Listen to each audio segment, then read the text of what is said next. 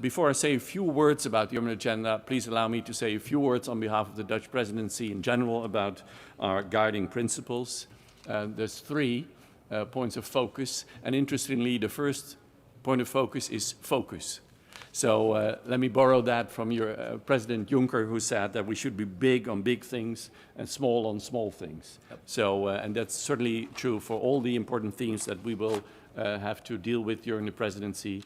As I understood today, you've talked about migration in a different context here, which is clearly a big subject where we need to be big as Europe in order to solve the major issues that affect the citizens of our continent.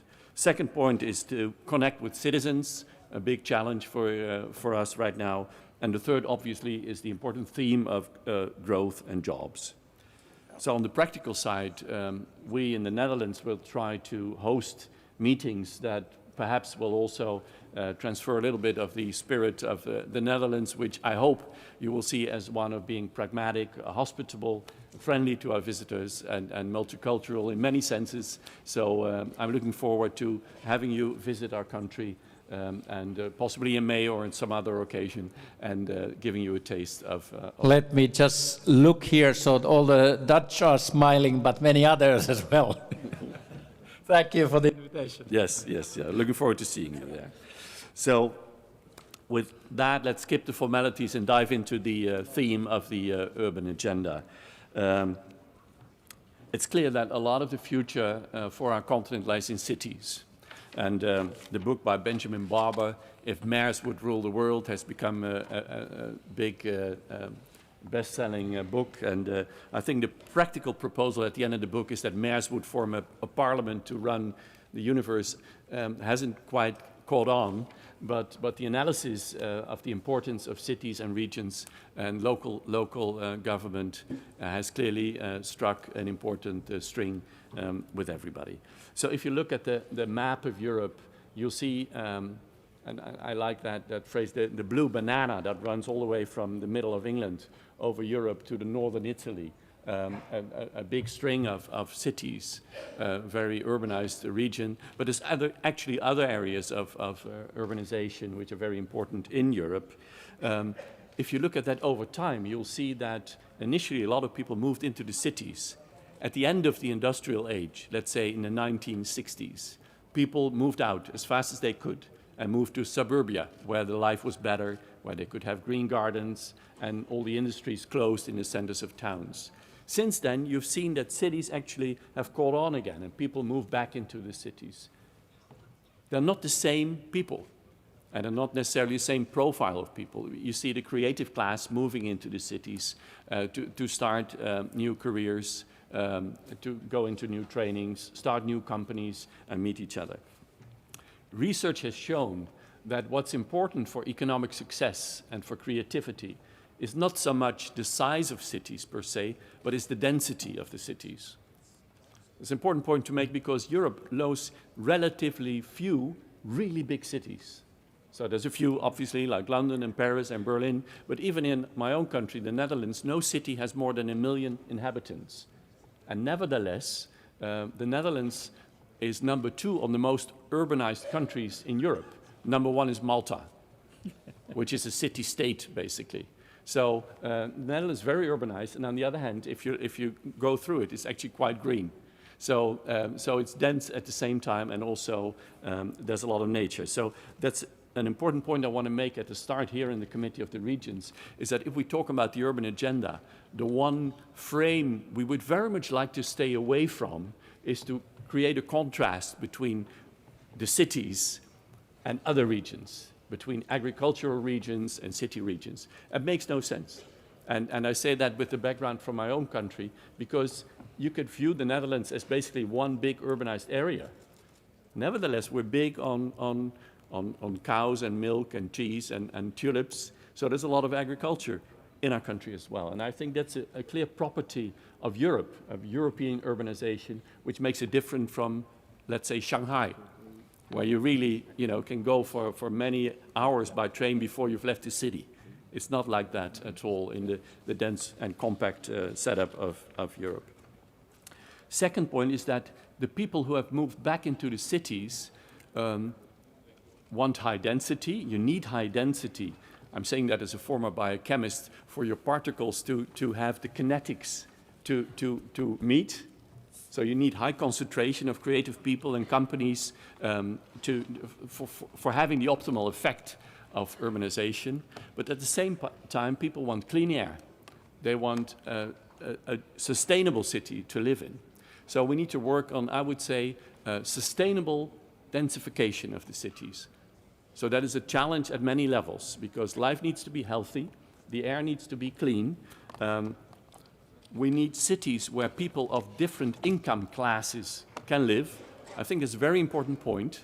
So we don't want neighborhoods such as they do exist in some of the big cities, where life is so expensive that it's only the very wealthy Russians or Chinese that can buy property there and live there, and everybody else has moved out. That's not the sort of cities we like. So we need people of different income classes to be able to live there. Cities where people can live with their families, with children. So you don't need to move out if you start a family. But at the same time, cities where people can also stay and keep living if they get older and if they need care. So we need to think about the combination of living and care facilities. And of course, cities where there's good education and there's good access to culture, because that's the whole thing that makes city life so interesting. So this new wave of urbanization requires good approaches and good input from the EU institutions, from the member states, and also from the Committee of the Regions. So, as I said, we should definitely not be in the frame where it's the cities that ask a lot of things of Europe. So to use the Kennedy phrase, it's not what Europe can do for the cities, but what the cities can do for Europe. And in that spirit, we should also work with the different regions together in this urban agenda. So the 3 points of focus in the European urban agenda should be better regulation, better access to the existing European funding, and better exchange of knowledge, because there's a lot we can learn from the way urbanization is done.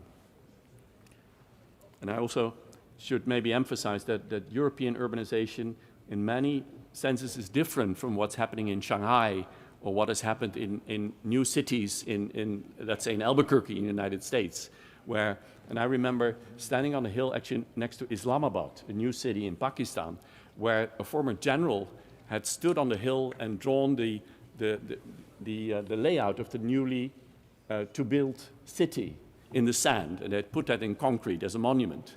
So if you compare the monument to the city, you can actually see that it was built the way this general had designed it. That's not the way cities have grown organically in Europe. Yeah. They've grown in layers and over centuries. So the challenge is to maintain the value of the cultural heritage of all our beautiful European cities, and at the same time allow the dynamics of the growth that we need in these cities and the good life there. So the proposed outline of the way we want to do that is by a new working method, a multi-level approach where input can be reached at many different levels, so not a top-down dictate of what the agenda should be. Work with thematic partnerships to create to identify concrete bottlenecks and opportunities in EU policy. A lot of the rules that are made in Europe actually need to be implemented at the level of the cities. And it's very important, it's crucial that those who make the rules should be aware of the impact of them in the cities. And therefore, I think we cannot live without the input at many different levels from local government and regional governments for that program. I found it interesting, one of the already existing partnerships on clean air involves the City of London, and I recently heard feedback from them is that in that context they were talking about smart mobility and, for example, electrical cars, and had the input that the plugs to plug in your electrical car is different in different cities in Europe. So that by itself was something I had not been aware of. So if you buy an electrical car and you move to another city, you can't plug it in anymore. So obviously there's the issue of standardization, which you could say is a pretty common European theme. But what I find interesting is that apparently the City of London, powerful as it is, highly appreciated the opportunity of this partnership program to put this theme even on the agenda. So we're creating new channels for input that apparently weren't existing before. So I think it's very valuable that we work that way. So we'll consolidate that in Council conclusions, in the General Affairs Council, and call upon the Commission to take an active role in bringing the urban agenda forward.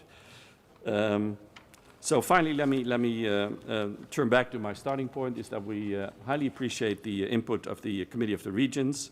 I foresee an important role for the committee in the urban agenda as an important political voice of the cities at the EU level. As I said, If Mayors Would Rule the World was the title of a very popular book. Now, that's not exactly what you're doing here, but you're having a very important input in the most important continent of the world here, so that's greatly appreciated.